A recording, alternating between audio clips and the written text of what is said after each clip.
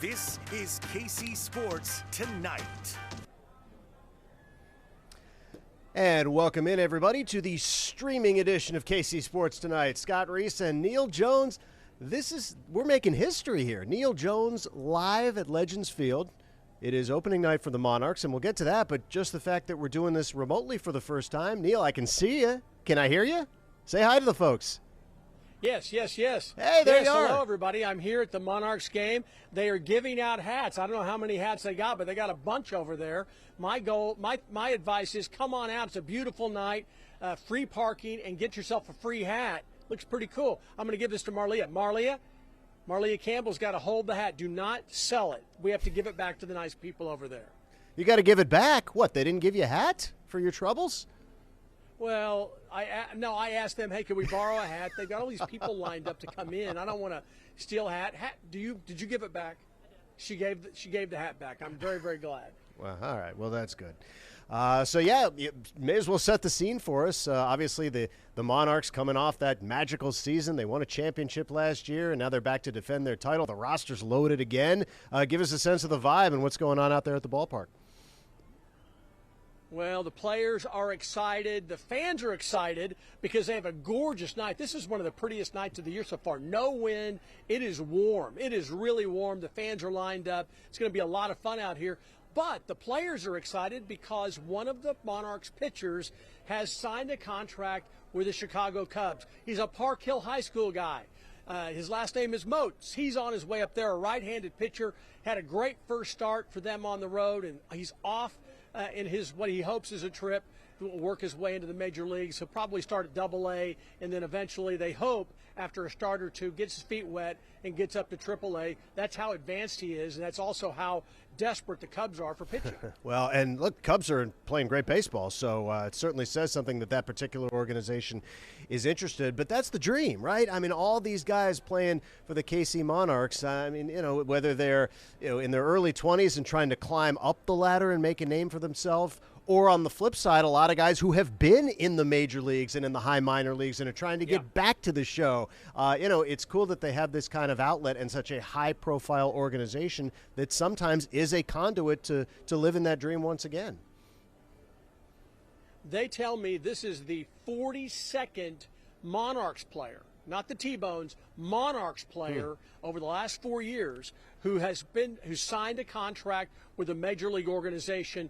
People know if they come here and play, they will learn the game properly, and they will have a chance to catch on with a big league team. I was out in the parking lot 3 years ago covering a Team USA soccer match at Children's Mercy Park, and a guy comes over, and I kind of recognized him. I said, how do I know you? He goes, I'm the manager of the Monarchs. And I went, oh, my gosh. He goes, Neal, you really missed a good story. We turned out over 20 players signed contracts that first year of the Monarchs. And it's really remarkable what they've done, and it's a great compliment to the league, and it's a great compliment to the coaches and the manager here and the GM. The fact they've done such a good job of getting good talent in and then working with it to be able to impress the scouts. Yeah, no, it's a first-class organization, and they do it right from the top on down, and you see that manifest itself on the field. It's good baseball, too, and I know the fans are enjoying it. Certainly they enjoyed the playoff run last year, and again, without getting too deep into X's and O's here, I know this is a very, very good roster, and they take a lot of pride in that. They spoke at Media Day, was it earlier this week or last week? It's all running together, but they just had their Media Day, and they were clear, like, a lot of teams don't like us because we're a little brash, and we expect to be champs every year, and like, you know what? That's how we roll, and you have to respect that. The ownership group has really done a great job of reaching out to the community and explaining that this is not your typical minor league team, that we are representing something much bigger than ourselves and this ownership group. They are representing the Negro Leagues. And Bob Kendrick talked about it prior to the first announcement when they made the decision to rebrand it with the new ownership group from the T-Bones to the Monarchs. folks with the Negro League Baseball Museum and the people on their board of directors had to think about this. We don't want to be reading stuff like, Monarchs player arrested, Monarchs player in a fight in some bar, which can happen with young baseball players on the road. They wouldn't be the first team to have that happen, minor league team happen, but they said we have to be above that. We do not want to damage the Monarchs name because it represents so much more than just Kansas City. It represents the entire Negro Leagues, and I think they've done a good job of it. And as you well know, Bob Kendrick might be the best spokesman for any museum or any organization anywhere, because he's not mouthing it. He believes it. He believes in it with his whole entire soul. And so when I was in the clubhouse that very first night 4 years ago, when he announced to the team, guys, this is a lot more than a baseball team. You're representing more than this ownership group in Kansas City or yourselves. You're representing Satchel Paige and Jackie Robinson and players like that, Buck O'Neill. You're representing them. Don't embarrass them. And every year he meets with the players to remind them of that, because as you know, the rosters turn over a lot, and they're told you are representing this, and it is a very, very big deal. And so that makes coming out here a lot more fun than it would normally. All right, so Neal, you disappeared there for a moment. We could hear you the whole time, couldn't see you for about 20 seconds, but now you're back. So I guess all is well. Who's the photographer? Who's the photographer? Clearly an amateur. I don't know, somebody who did you pick up Marlene someone off the Campbell's street, right? A photographer, and she is so mad at me because I've given her so much garbage this entire time, giving her life advice, because you really want someone like me to give you advice on your life, absolutely. on what you should do with your life. And so she told me she was going to make me disappear. I thought it meant her dad was going to kill me. No, she actually did. I was going to disappear off camera. Yeah, no, that's a pretty good trick. Do me a favor, ask her how she did that, because that's something we might want to be able to bottle and repeat. Yeah, I'm not doing it. Scott, I want to tell you, the lowest point in the history of the stadium was not her making me disappear. It is when they made me, and they did. They made me throw out the first pitch one time in a game, and I said, well, can I warm up? I haven't thrown a baseball. I've been playing catch with my daughter for years, but I hadn't thrown a baseball. I've been throwing a softball, and of course they said sure, but then I got out here and I didn't, and I bounced it, and I'm like, give me another one. I threw it twice, and the catcher, you don't get a do-over. The catcher said, I covered. It's the first pitch, not the first and second but, pitch. Well, and here's the bad thing. We had a camera, and, of course, they sent all of it back, and the weekend anchor, Brad Fanning, made sure that he replayed me bouncing it in, throwing a 55-foot throw. It was awful. You've inspired me. I may go pull that video and bring it back anyway, so that's good to know. Oh, that's a bad thing. I shouldn't have brought that up. No, you shouldn't. I will say, though, I've always wanted to do that. I have never thrown out a first pitch. So, talk to your buddies out there. If they want to extend the invitation, I'll go bounce 155 feet for them. I'd be glad to. I think the chances of Marlia Campbell getting it, a former basketball star at Shawnee Mission West, played Division I sports. Which arm did you hurt? Your right arm? Oh, she hurt her throwing arm. Playing basketball and had it rebuilt. See, already making excuses. She can't even hold a camera. Oh, listen, at the Super Bowl, I can't hold that. So I'm pulling all the stuff around everywhere. I'm like 100 years older than her, and I had to pull all of it. But seriously, she does have a bad wing, so maybe could you throw left-handed? She says she could throw it. Okay, she's ambidextrous. All right.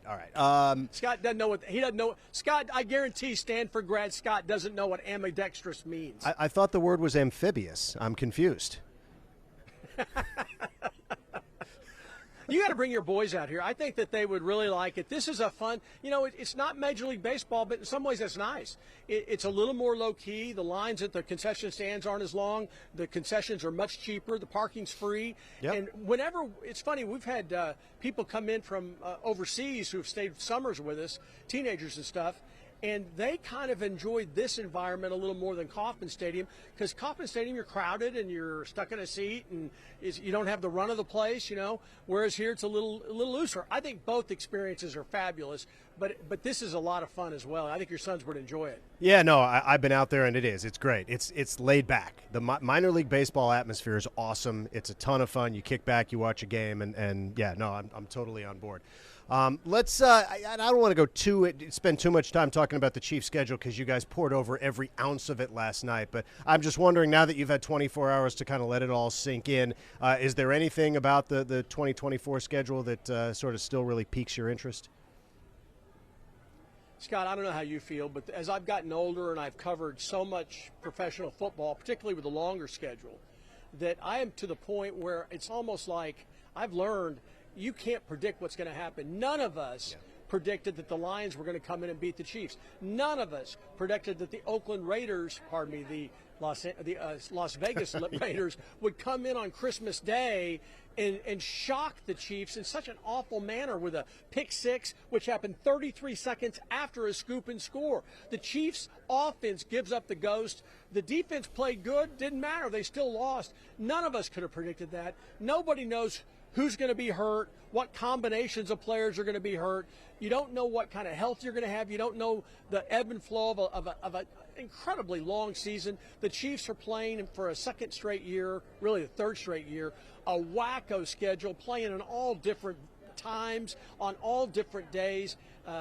If anybody can survive it, it's Andy Reid and Patrick Mahomes. But the fact is, I hazard a guess. I hate to guess which are the tough games, and I hate to guess which are the losses going to be. You can kind of say, well, the Chargers have got a new head coach, and he's a proven coach, and they've got a really good quarterback. Maybe those games will be interesting. Obviously, the Ravens have been good. You know, the Buffalo Bills are going to be good. But how could we predict who's going to win based on what we've seen over the last 5 years or so? No, and I think that's the point that I made yesterday when we were speculating about, what we would see on the final schedule is, so much is made about preseason strength of schedule.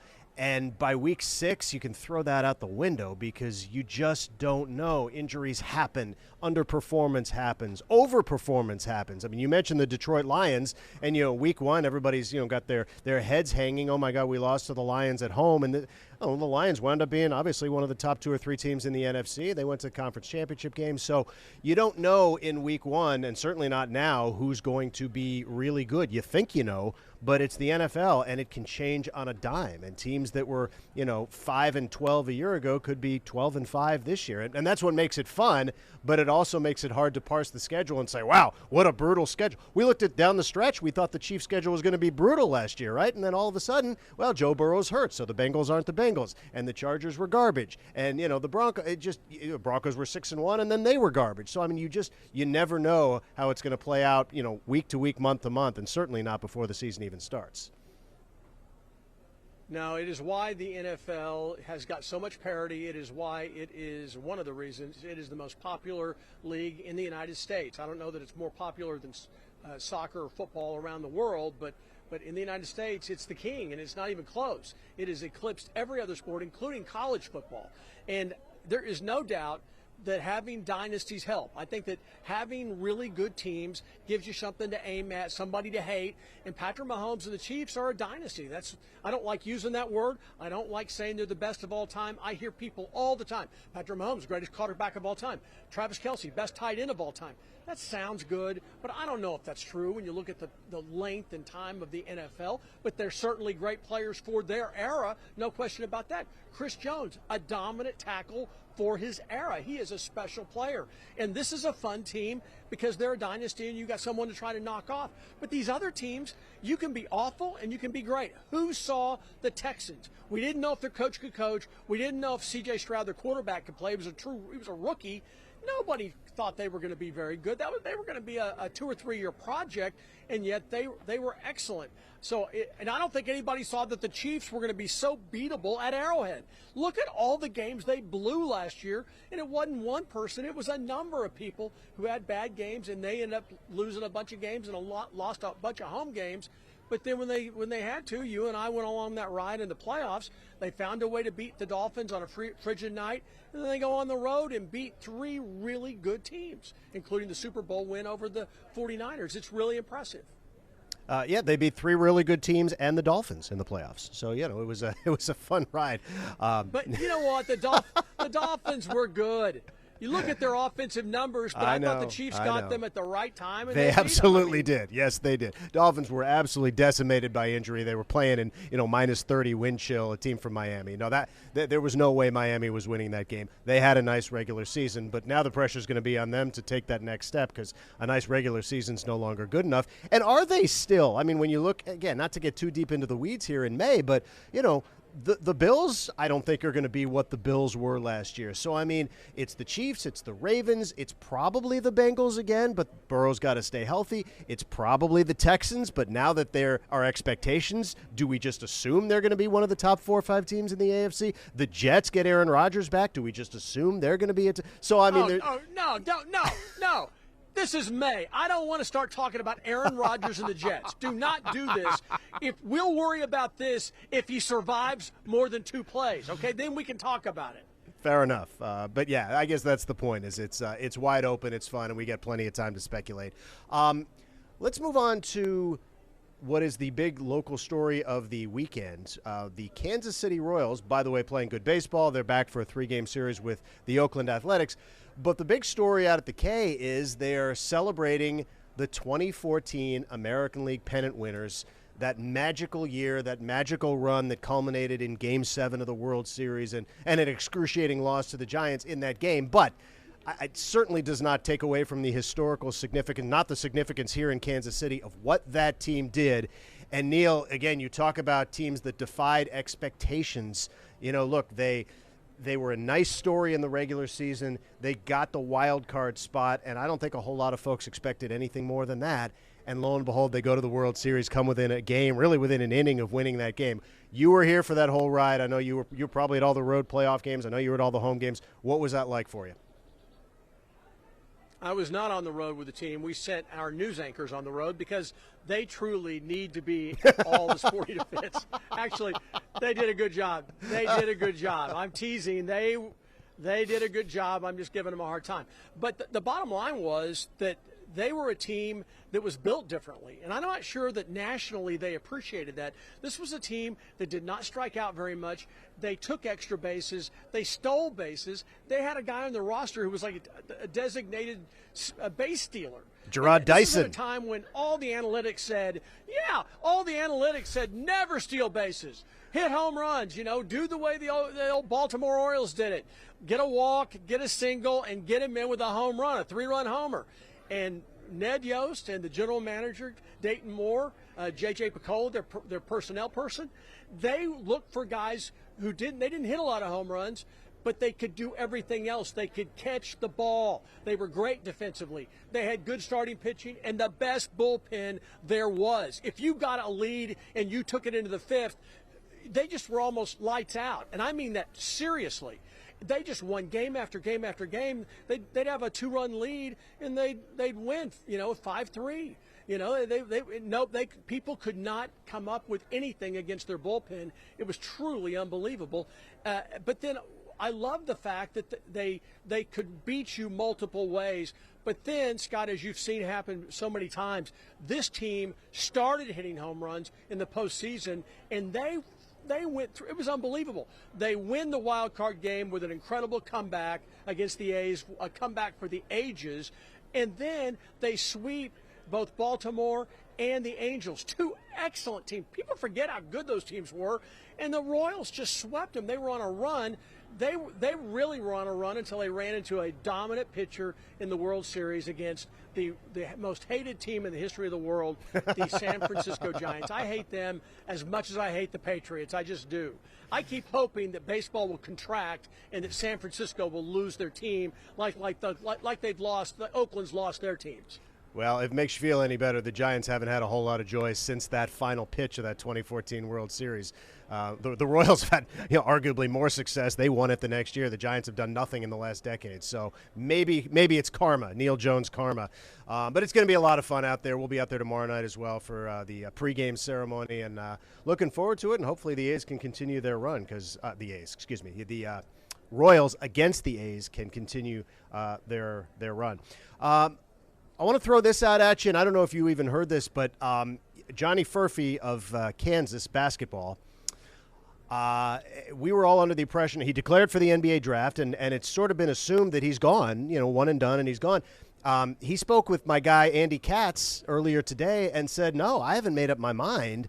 I'm really still undecided, and if I withdraw from the draft, I'm coming back to KU for another year. I mean, the Jayhawks roster is already just stupid good. I mean, it's crazy how much talent they've assembled through their own plus the transfer portal. Now they might get Furphy back. I'm just wondering your thoughts on whether Johnny Furphy is a guy who should go to the NBA right now and chase the big bucks now, or come back for the NIL bucks and play one more year of college basketball. I don't know what the numbers are. I don't know how much he's being offered to stay at Kansas through NIL. I don't know what he would be able to command if he's a first-round draft pick. I'll tell you what, there have been a lot of really good college players who have gone to the pros and disappeared. I mean, disappeared. Some of them get through it.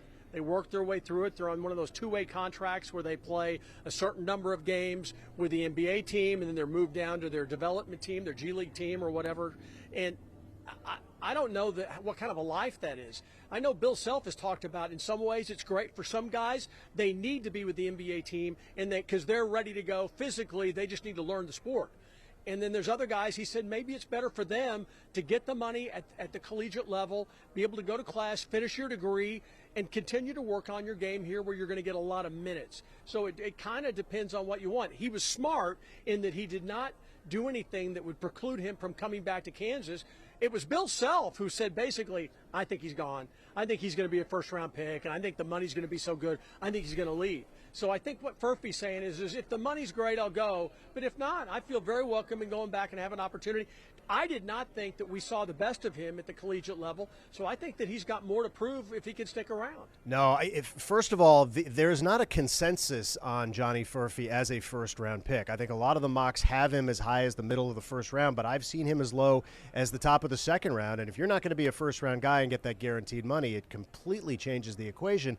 And from a basketball perspective, 9 points a game. He was fantastic for about a month in late January to late February. Yeah. Outside of that, he wasn't fantastic at all. And I really think from a developmental standpoint, he would benefit massively from one more year at that level under Bill Self, playing alongside all these really good players. Hunter Dickinson's back, all these really good players coming in the transfer portal and likely competing for a national championship. I think they're going to be preseason number one, whether he does or doesn't come back. Now, obviously, that didn't work out for him last year, but generally, if you're thought of as the number one team in the nation prior to the season, you're probably pretty good. So I think there's a lot of reasons, and you throw NIL on top of it, I think there's a lot of reasons. I hope he returns because I think it's the best thing for him to play another year in college. That's just my take.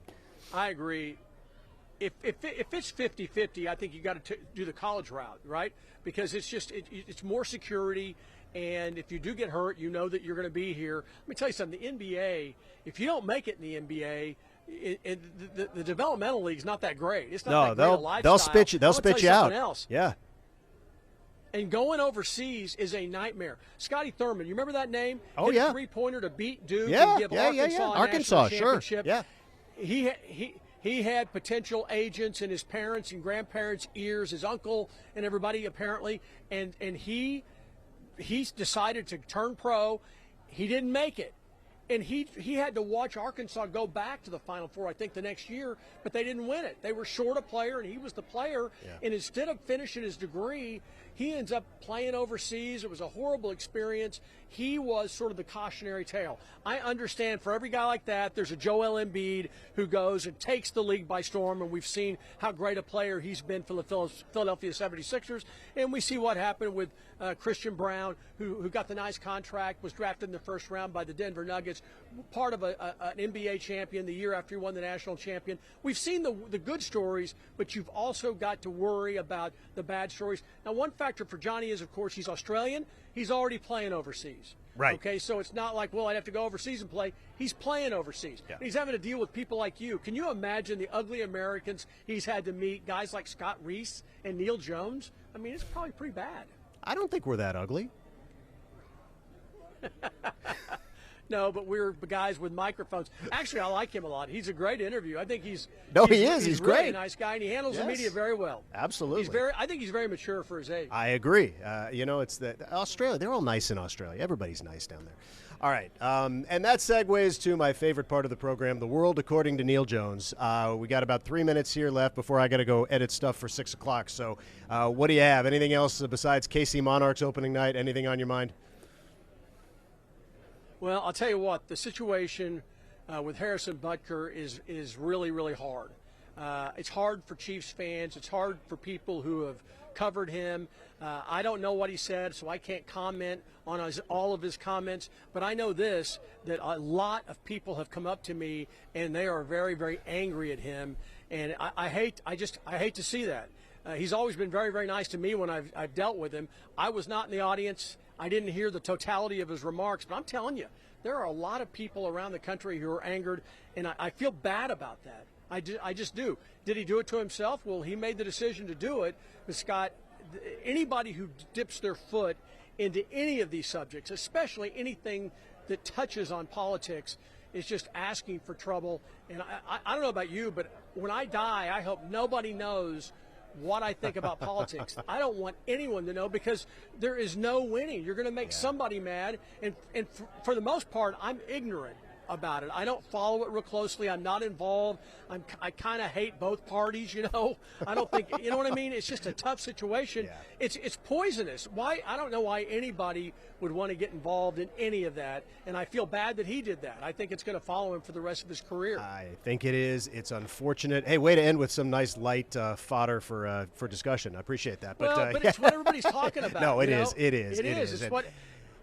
Yeah, no, you're right. You can't hide from it. It's all over the news. It's going to continue to be all over the news, and you're right. It is going to follow him, and it's going to change, and has changed a lot of fans' perception of a guy who was pretty much universally loved in and around Kansas City for his play on the field, and because off the field he always seemed like he's a nice guy, and he does interviews, and he's eloquent, and good locker room guy, and all that. And this definitely changes everything, and it is a shame. And you know, he said his piece, and now he may, you know, ultimately pay the price. But anyway, hey, good show. Appreciate your hanging out there. Enjoy opening night, and we'll do this again tomorrow.